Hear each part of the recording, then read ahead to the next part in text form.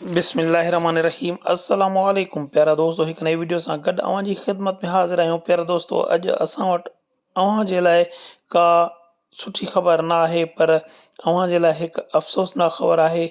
आपा शब्बीर चन्ना जेका डाउ हॉस्पिटल कराची में एडमिट आहे, उन जी तबियत ॿीहर बिगड़ी वई आहे ऐं डॉक्टरनि जो उन जे बारे में छा चवणु आहे, आलिया चन्ना खे डॉक्टरनि छा ॿुधायो आहे, इहो सभु कुझु अॼु जी हिन वीडियो में डिस्कस कंदासीं।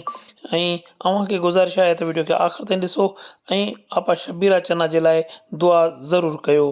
प्यारा दोस्तों, डॉक्टरनि जे मुताबिक़ आपा शब्बीर चन्ना जी तबियत ॾाढी बहितर हुई ऐं बहितर नमूने सां इम्प्रूव थी रही हुई, पर अॼु सुबुह खां वठी आपा शब्बीर चन्ना जी तबियत ॿीहर बिगड़णु शुरू थी वई आहे, जंहिं जे नतीजे में आपा शब्बीर चन्ना जा गुर्दा जेके कमज़ोर हुया उहे वेतर कमज़ोर थियणु शुरू थी विया आहिनि ऐं उन्हनि पंहिंजी क्रिएटिनिन वधाइणी शुरू करे छॾी आहे।